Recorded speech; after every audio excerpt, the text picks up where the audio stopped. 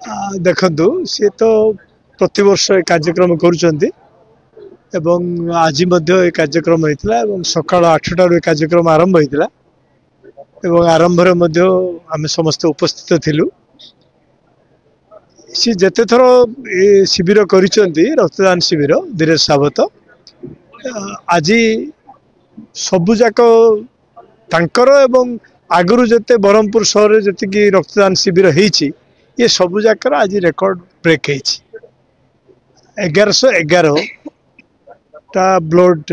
Collection होती तो निश्चित भाव में किसी कम कथा नुह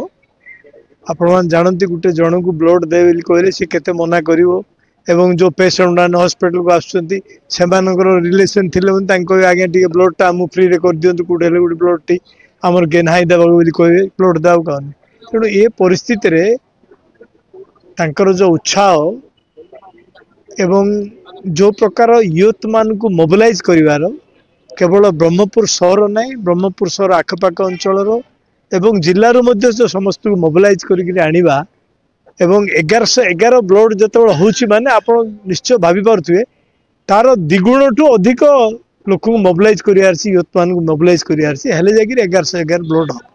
तेणु निश्चित भाव में ये गोटे उल्लेखनीय कार्यक्रम एवं ए प्रकार कार्यक्रम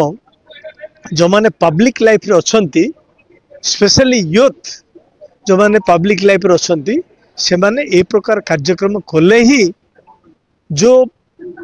आम माने जो पब्लिक लाइफ रे रहउचंती लोकंकर जो गोटे धारणा रहउची जे पब्लिक लाइफ रे रहिले खाली निजर स्वार्थ बा निजर ये कि हमको काम रे गला समर गोटे धारणा रहउची से धारणाटा मन लिभिबो एवं जनसाधारण मन जानिबे जे जड़े कॉर्पोरेटर पब्लिक लाइफ रे रहिले मध्य तार सामाजिक जो दायित्व अच्छी समाज प्रति तार जो दायित्व अच्छी से दायित्व तुलार मध्य सी केबे पछकु चाहन तेणु निश्चित भाव में सी जन धन्यवाद पात्र धीरेज माने सावत तेणु आमे समस्ते तांको धन्यवाद देवा कथा एवं प्रभु जगन्नाथ तांको आशीर्वाद करंतु सी आउरी आगु को बढ़त धीरेज सावत वार्ड नंबर 26 कॉर्पोरेटर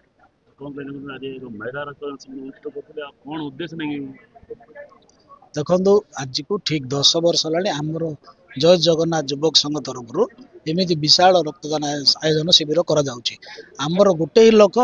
सेवा और लोक केंदी असुविधार से कम आसबू आम से मुझा खाली निमित्त मात्र प्रत्येक आमर युवक बंधु मान प्रचेषार यही कार्यक्रम सक्सेस है मो आय खाली मत कहते आमर बहुत युवक बंधु देखुन एम प्रचेषार ही आज एत बड़ कैंप आयोजन सुरुखुर निश्चित रूपे ताहापाई से अक्लांत परिश्रम पड़ी मस मस है चेष्टा उद्यम कर निजर सांगसाथी बंधु बांधव मान कहीकि से बुझे आणिकी जहाँ ब्लड गोटे रक्तदान कले अन्य जीवन बंची पार जहाद्वारा बहुत रोगी उपकृत हो पारे से महत उद्देश्य रखी आज कार्यक्रम कर समाज को कोई युवक बंधु मान एमती कार्यक्रम जारी रखु समाज अन्य मान प्रेरणा रुहतु जो युव समाज प्रति जो लोकंर धारणा अच्छे ये कार्यक्रम करले युवक मैंने अन्य गति जाऊँ किंतु सीमित नहीं युवक बंधु मैंने मेधाधार रक्तदान करें अन्य जीवन बंचे पारे सोशल वर्क करें लोकर असुविधा थे रोगी मान को सेवा प्रदान करें से मु सबू ब्रह्मपुर और ब्रह्मपुर आखपाख जो बंधु युवक बंधु मान समस्त प्रचेषार आज एत बड़ कार्यक्रम रक्तदान आयोजन शिविर होती।